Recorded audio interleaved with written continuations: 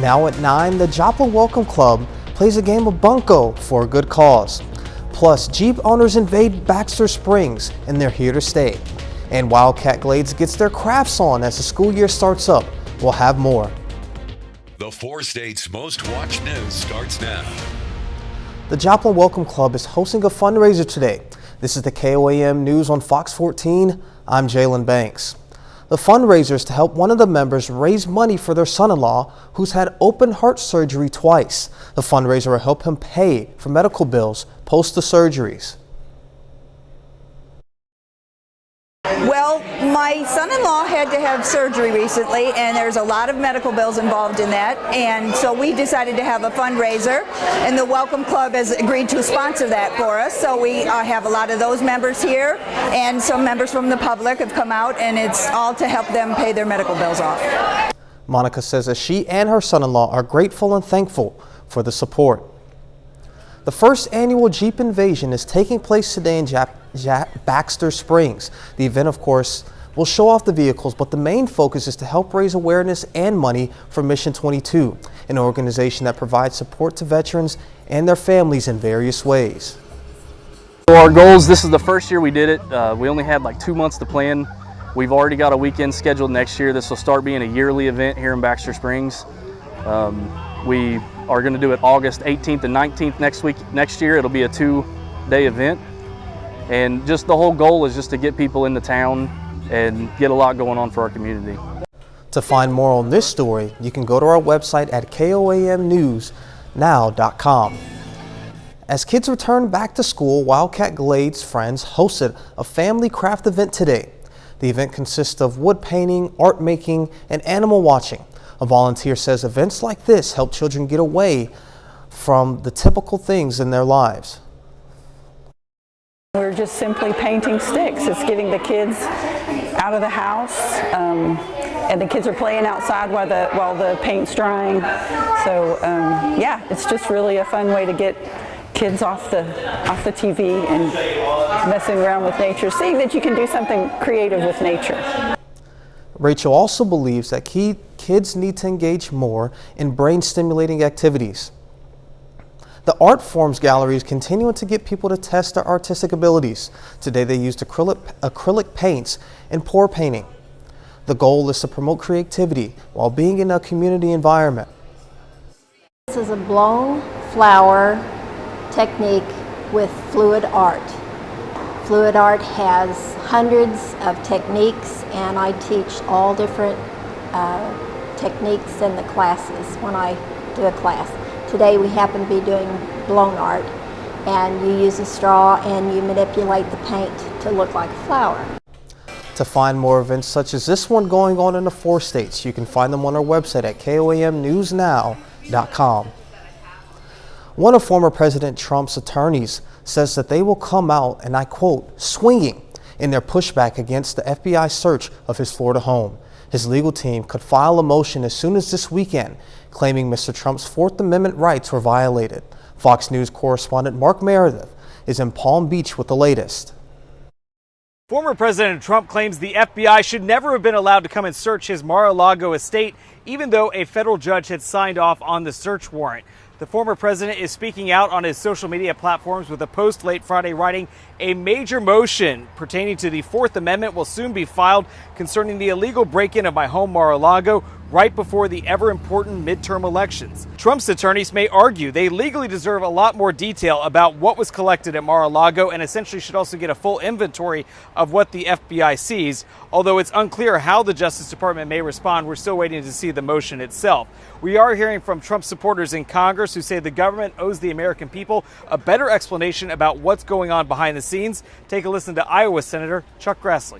The more the better, and the better the public relations of the FBI would be, because I think there's plenty of evidence of political bias. The Attorney General has pushed back on any claims that the FBI is acting improper in this investigation. We are also hearing from the FBI director himself, Christopher Wray. He spoke to the Wall Street Journal about the sharp increase in threats against his employees and law enforcement in general. Wray is quoted as saying, "Too many people seem to keep forgetting. It's a very special and unique kind of individual who is willing to sacrifice his or her life for a total stranger." We're also hearing from members of Congress who say they too are worried about the growing threat of violence that's spreading online, impacting law enforcement. On Friday, we heard from 2 House lawmakers who sent letters to the major social media companies saying they need to know what's being done to ensure this violent content online is being cracked down upon, and they want to make sure that the users who are posting it are being held accountable. In Palm Beach, Florida, Mark Meredith, Fox News. We now take time to honor one of our 4 state heroes.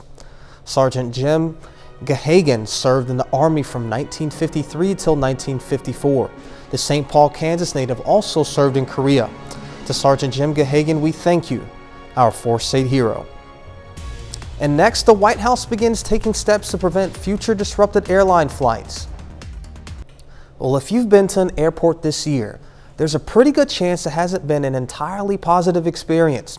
An extremely high rate of slowdowns and delays has been a major source of frustration for travelers who are getting stranded far from home and often with little to no compensation for the disruptions. Now the federal government is taking steps to address the problem. Fox News correspondent Charles Watson has a story from Atlanta. It's been a summer filled with headaches for air travelers, and now the White House is taking steps to make sure it doesn't happen again. Transportation Secretary Pete Buttigieg issuing an ultimatum to airlines to address ongoing issues with disrupted flights, calling their track record unacceptable, saying that if carriers can improve their service, the government will do it for them. The message to the airlines is that you've got to make it easier for passengers to understand their rights, and you've got to support passengers when they experience delays or cancellations. The department looking at drafting new rules which would expand passenger rights, including meal vouchers and even refunds for delays of 3 hours or more and hotel stays for overnight delays. Nearly a quarter of all domestic flights were delayed in the first 6 months of this year, and just over 3% were canceled. The DOT says airlines share most of the blame over scheduling flights without enough pilots to fly them. Passenger complaints have soared this year, and travelers are often unaware of what their options are if their flight is disrupted. When we're traveling for things like work and even pleasure, like, you don't really have the flexibility to be like, okay, my flight's canceled, now I'll just do this later. It's horrible. It's like you cannot reach out. There's nobody you can contact. It feels ridiculous. The DOT will launch a new website in the coming weeks where Americans can find out exactly what each airline offers. In Atlanta, Charles Watson, Fox News. Toyota's luxury brand Lexus unveiled a new greener hybrid crossover. Fox's Gary Gustalo has the latest at the look. This Lexus's signature color may be cadmium orange, but it's the brand's greenest machine. The NX450H Plus is Lexus's first plug-in hybrid vehicle. The compact SUV shares its all-wheel drive powertrain with the Toyota RAV4 Prime. It features a 4-cylinder engine and 2 electric motors, with one driving just the rear wheels. Its 18.1 kilowatt-hour battery pack stores enough energy to cover 37 miles in all-electric mode before the gas engine kicks in for longer trips. After you've driven far enough to use up the battery charge, this still gets 36 miles per gallon combined. In fact, I found it does even better than that in the real world. As with many plug-in hybrids, it lets you swap between electric and hybrid operation on demand, so you can save the battery charge for when you want to use it, and it's as quiet as you could expect a compact utility vehicle to be in either mode. It's not compatible with a DC fast charger and takes 4.5 hours to fill up on a 240 volt charger, but you can get an upgrade that cuts that to 2.5 hours. The 304 horsepower is a lot in a vehicle this size, although you don't get it all when this is in fully electric mode. Lexus hasn't said exactly how much you get, but driving it normally, you'd never even notice it. It's also capable of towing up to 2,000 pounds and has a perfect blend of ride comfort and handling. The interior is luxurious in the Lexus way. It features a large touchscreen infotainment system and is available with an optional 360-degree camera system that can even show you what's under the vehicle.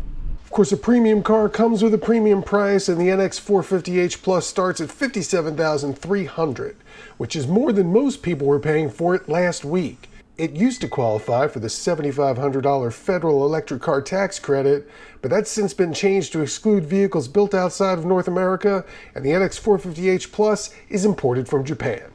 In the 2022 Lexus NX450H Plus, Gary Gastelou, Fox News. Artist, designer, and producer Kanye West, who now goes by the name Ye, is being criticized for selling his new line of clothing in large black nylon bags. Those critics say the bags send the wrong message. The artist says his detractors owe him an apology.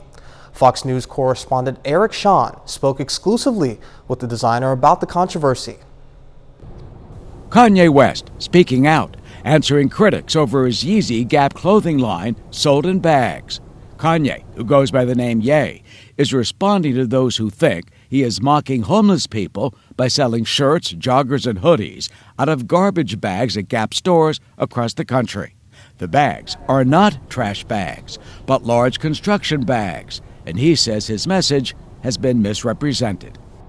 Do you understand some people have felt that putting clothes in bags is insensitive, perhaps, to homeless and other people? Look, man, I'm an innovator, and I'm not here to sit up and apologize about my ideas. That's exactly what the media tries to do. Make us apologize for any idea that doesn't fall under exactly the way they want us to think. He says his goal is to confront conventional traditions, to make fashion more informal and accessible. His intent, he says, is to ditch what he considers waste, the plastic hangers and tags on clothing racks that he considers unnecessary.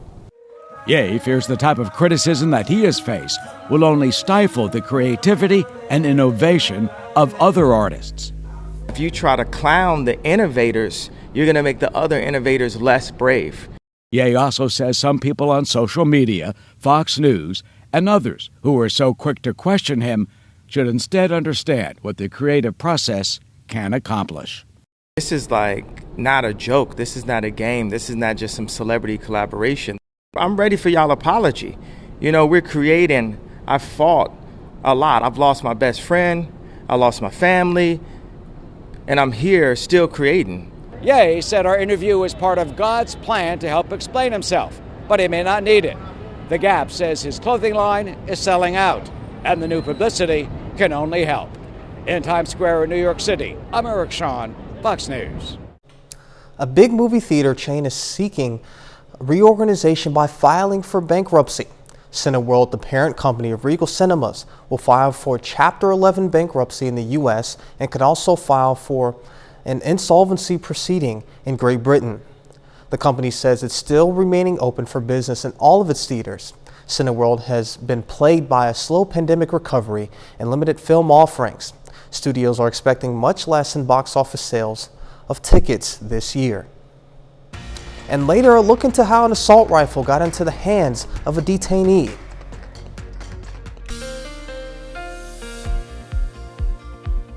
Well, it was another warm day across the 4 states with temperatures reaching into the 90s in some places, but at least we had some rainfall across our area too. Right now at the Seneca Resort down there in Seneca, Missouri, at the Indigo Sky Casino and Resort. Pretty pleasant evening. A little bit of thunder and lightning starting to approach from the north and west, so wouldn't be surprised to see a little bit of wet pavement down there in Seneca later on tonight. Let's take a look at the high today, and you can see the lightning right there here in Joplin. This afternoon we reached up to 93, which was above normal. Of course, we weren't near the records of 101 set back in 2003. And of course, we've had some precipitation today, but the rain gauge hasn't been updated as of yet. We're 31 inches for the year. Speaking of the year, let's look at August so far. You can see that we've been above normal for several days, 15 in fact above normal, 1 normal day, that was yesterday, and 4 below. So for the month, we're still ahead of normal on temperatures. And rainfall over the last 24 hours, you can see that there's been a swath of pretty heavy rain up to the north and west. And we're starting to fill this in just a little bit on radar. And you can, in fact, look at this as it goes into motion. Storms moving in from the north and west, now starting to move down into Newton and Neosho area and moving down into McDonald County as well. And so it looks like some folks are picking up some rainfall. Temperatures right now are in the 70s where it has rained, like here in Joplin. We're sitting at 77, 79 in Nevada, 81 in Chanute, a little bit warmer down in Veneta, where they're currently at 82 degrees. Dew points are also up there as well due to the rainfall. You can see Chetopa at 73, Veneta 74, Some places have lower dew points like Iola, where they're behind the front and a little bit drier air coming in from the north, so they're sitting at 63. So right now, it's not too bad, but some folks are still experiencing some sticky conditions. Everyone's been experiencing some pollen problems today, 8.7 out of 10, and it's probably going to be the same tomorrow. Most of that is chenopod and ragweed. So if you've been sniffling, that's why. You can see on the tower cam some lightning there in the distance with some of those thunderstorms. Right now it's 77 in Joplin, feels like 79 because the dew point has jumped up to 71 degrees. And again, that's because of the rainfall that we've had here in the city. Your future track looks like this. Scattered showers and storms tonight pushing to the south with lows generally in the upper 60s to right around 70 degrees. And then tomorrow afternoon, again, the best chance of storms will be down to the south with temperatures in the mid-80s, including Joplin with 86. Then as we go into Monday morning, we'll still have a front down to the south, but lows will be a little bit more pleasant, drier air coming in with a low of around 64. And then as we go through Monday afternoon, pretty pleasant, but still getting a little bit warmer, temperatures in the upper 80s, maybe even some 90s showing up out towards our west. And then as we go into Tuesday morning, lows still pleasant with generally mid-60s across our area. Let's take a look at the rain tracker. You can see the best chance of rain is going to be down to the south over the next 24 hours. But the real good news is a large swath of very heavy rain from southwest Oklahoma across northern Texas down to Louisiana. This is going to really help out with the drought situation for those folks. Hopefully we'll get some as well. Your 7-day forecast looks like this. We're looking at 86 tomorrow, 88 on Monday, and then we start to move into the middle part of the week with highs close to normal, with highs in the 90s and lows in the 60s. Jalen?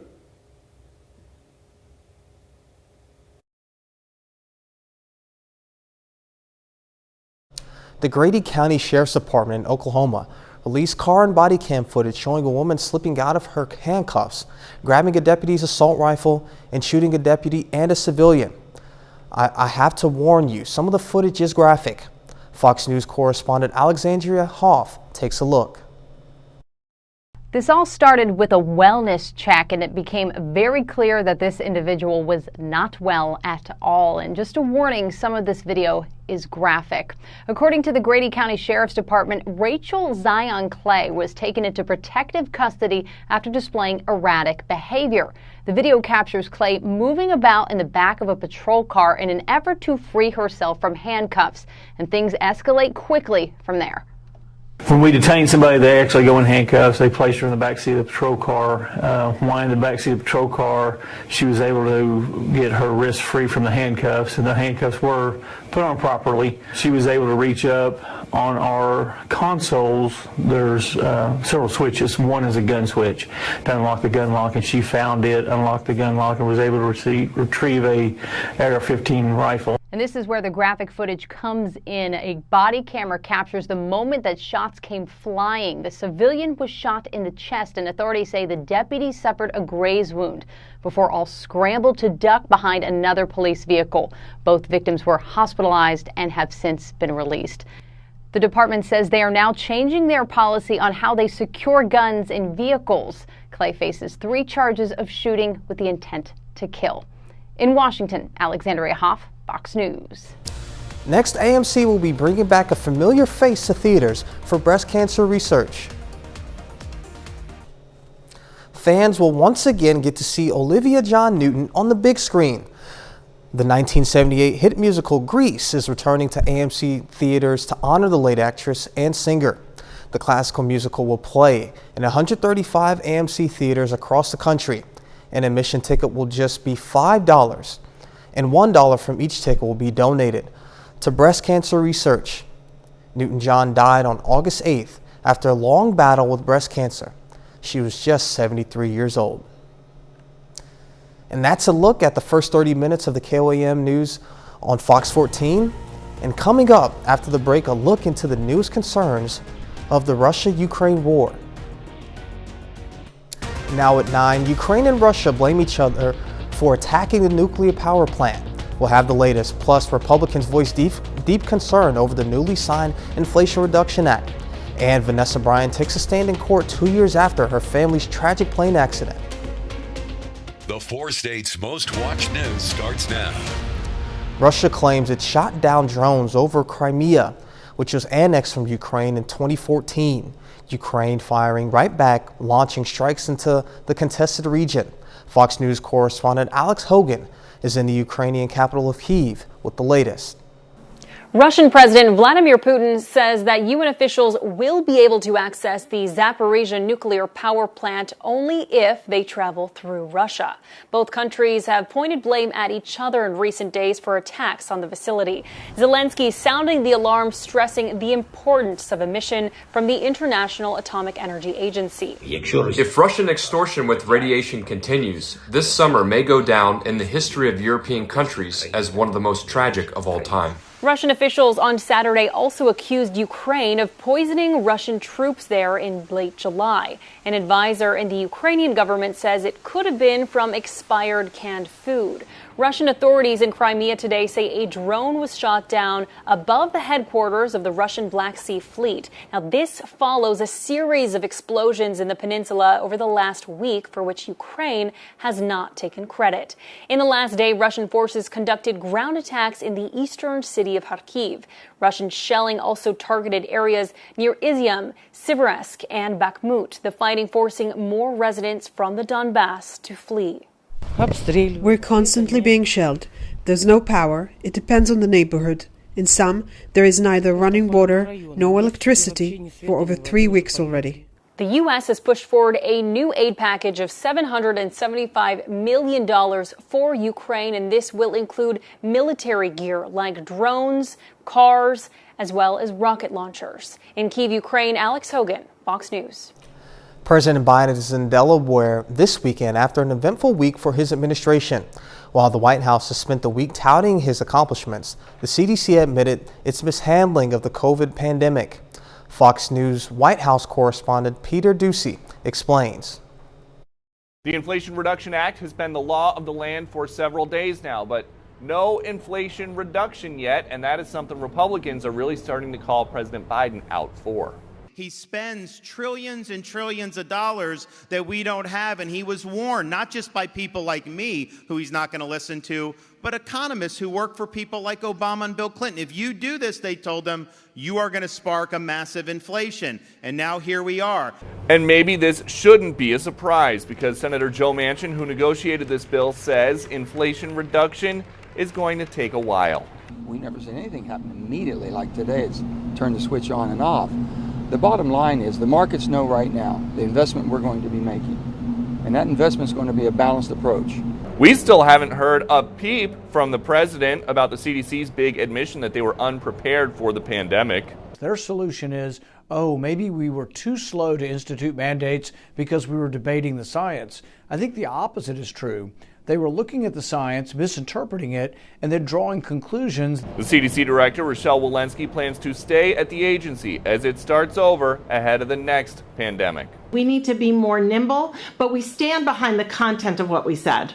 That means the CDC doesn't regret issuing guidance supporting lockdowns, just the way that guidance went public. Traveling with the president in Wilmington, Delaware, Peter Ducey, Fox News.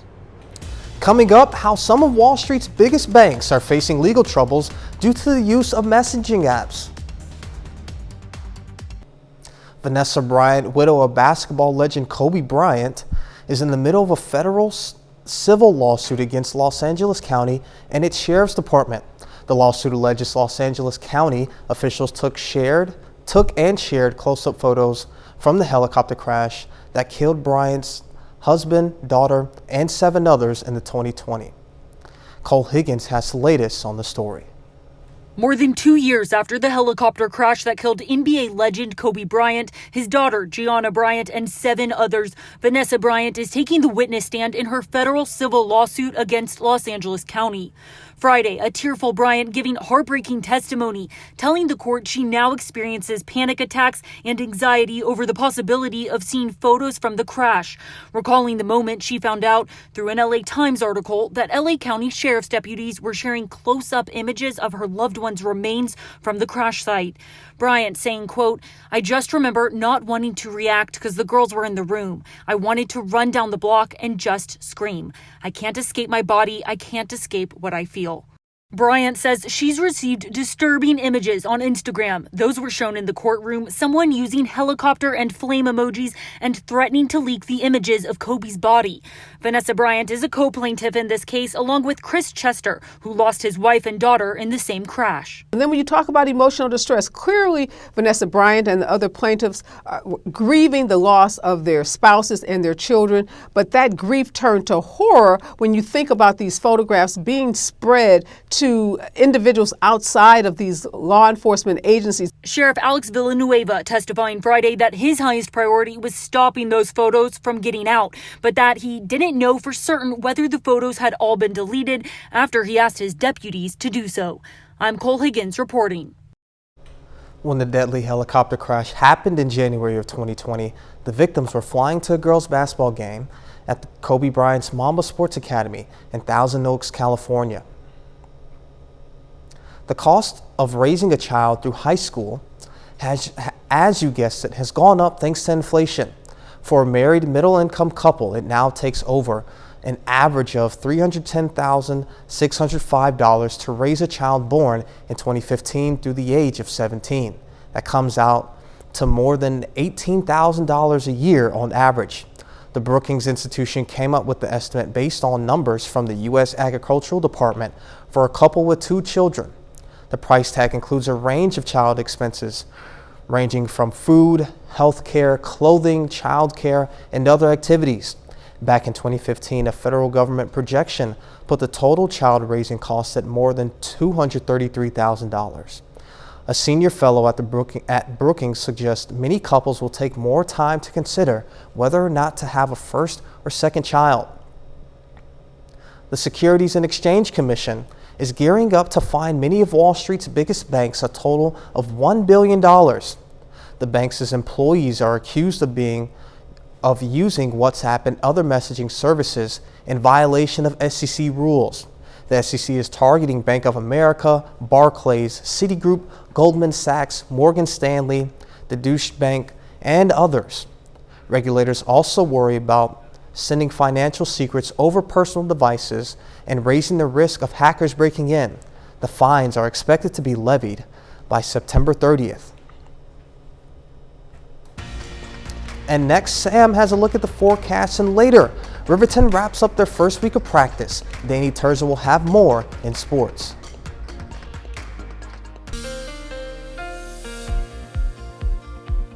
Well, it was another warm day across the 4 states with temperatures reaching into the 90s in some places, but at least we had some rainfall across our area too. Right now at the Seneca Resort down there in Seneca, Missouri, at the Indigo Sky Casino and Resort. Pretty pleasant evening. A little bit of thunder and lightning starting to approach from the north and west, so wouldn't be surprised to see a little bit of wet pavement down there in Seneca later on tonight. Let's take a look at the high today, and you can see the lightning right there here in Joplin. This afternoon we reached up to 93, which was above normal. Of course, we weren't near the records of 101 set back in 2003. And of course, we've had some precipitation today, but the rain gauge hasn't been updated as of yet. We're 31 inches for the year. Speaking of the year, let's look at August so far. You can see that we've been above normal for several days, 15 in fact above normal, 1 normal day, that was yesterday, and 4 below. So for the month, we're still ahead of normal on temperatures. And rainfall over the last 24 hours, you can see that there's been a swath of pretty heavy rain up to the north and west. And we're starting to fill this in just a little bit on radar. And you can, in fact, look at this as it goes into motion. Storms moving in from the north and west, now starting to move down into Newton and Neosho area and moving down into McDonald County as well. And so it looks like some folks are picking up some rainfall. Temperatures right now are in the 70s where it has rained, like here in Joplin.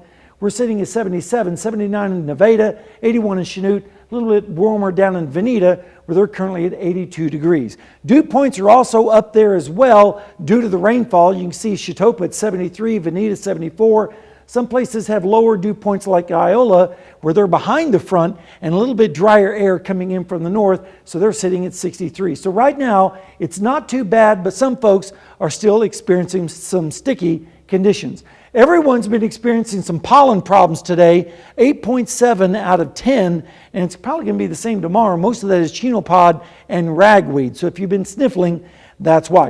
You can see on the tower cam some lightning there in the distance with some of those thunderstorms. Right now it's 77 in Joplin, feels like 79 because the dew point has jumped up to 71 degrees. And again, that's because of the rainfall that we've had here in the city.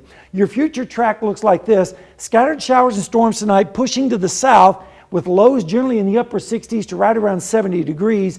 And then tomorrow afternoon, again, the best chance of storms will be down to the south with temperatures in the mid-80s, including Joplin with 86. Then as we go into Monday morning, we'll still have a front down to the south, but lows will be a little bit more pleasant, drier air coming in with a low of around 64. And then as we go through Monday afternoon, pretty pleasant, but still getting a little bit warmer, temperatures in the upper 80s, maybe even some 90s showing up out towards our west. And then as we go into Tuesday morning, lows still pleasant with generally mid-60s across our area. Let's take a look at the rain tracker. You can see the best chance of rain is going to be down to the south over the next 24 hours. But the real good news is a large swath of very heavy rain from southwest Oklahoma across northern Texas down to Louisiana. This is going to really help out with the drought situation for those folks. Hopefully we'll get some as well. Your 7-day forecast looks like this. We're looking at 86 tomorrow, 88 on Monday, and then we start to move into the middle part of the week with highs close to normal, with highs in the 90s and lows in the 60s. Jalen?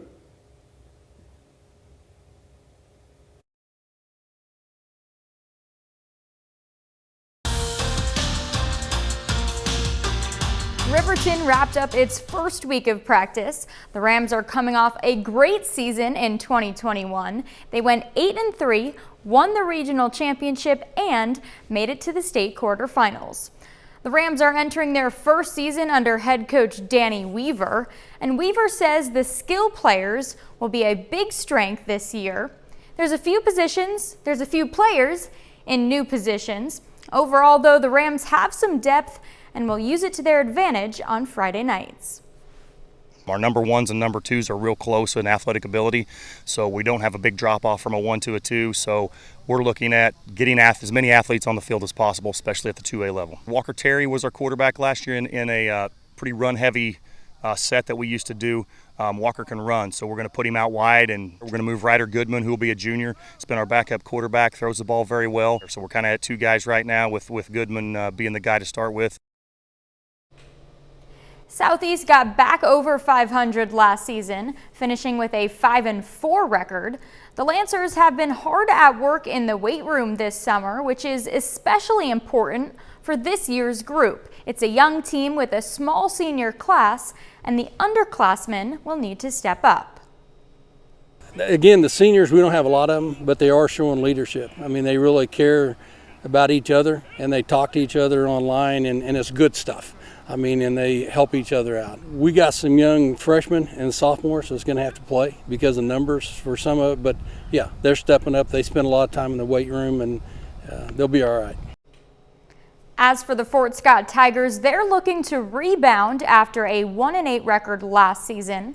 The Tigers were a young team in 2021, and they still are. But they do return a handful of guys with game day experience, especially on offense. We got depth at the offensive line position and our running backs position. You know, we go as our offensive line goes. Those guys are learning about each other. You know, they're trusting each other more, and we need them to step up and have a big year for us. The Kansas City Chiefs hit the field today for their second of 3 preseason games. The Chiefs get to play at Arrowhead today, their first home game since January. Kansas City hosts Washington. Opening drive, Patrick Mahomes connects with Jody Fortson for the touchdown. Next Chiefs possession, Mahomes under pressure, goes back to Fortson, the pair's second score of the game. Skip to the fourth now, Jarrett Patterson runs it in, Commanders within 3, but the Chiefs are able to hang on, 24-14 the final. In the MLB, St. Louis aims to extend their win streak to 6 games tonight. Cards lead the Diamondbacks in the 7th, 8-4. Lars Nootbaar has 3 RBI, and Albert Pujols just keeps hitting bombs. 2 tonight puts him at 692 in his career, now 8 away from 700. The Royals are in the middle of a 4-game set with Tampa Bay. The Rays take this one 5-2. Salvador Perez and Vinny Pasquantino drive in the runs for Kansas City. They're back in action for the series finale tomorrow at 12:40. That's a look at sports. We're back after this. There's very good news to report about the environment in the wake of one of the worst oil spills in U.S. history. Louisiana wildlife officials have confirmed hatchlings from the rare species of sea turtle on the Chandler Islands. The Kemp's Ridley sea turtle is the world's most endangered species of sea turtle and also the smallest. The finding is the first known discovery of a wild sea turtle hatchlings on the Chandler Islands in the last 75 years. It was once thought that the islands and Britain National Wildlife Refuge might not ever recover from the 2010 Deepwater Horizon oil spill. The discovery of the rare turtle nest will encourage future restoration plans to make sure the habitat is preserved and protected. That's really good news. Yeah, that's awesome. Yeah. 75 years. Matt. That's a long time. All right, well, what do we have in weather? We have some rain in the forecast for tonight, but by tomorrow it should be ending with a high of around 86, and then we turn dry for several days. Only a 30% chance of showers on Thursday, mainly up to the north, and 20% next Saturday. But look at that, no 100s on the forecast, so that's good news with temperatures right around normal, right on through the forecast. Well, fingers crossed that it stays that way. Well, that's our time for now. Thank you so much for joining us. We'll see you right back here next time. Thank you for making us part of your night and tuning in. We hope you have a great one.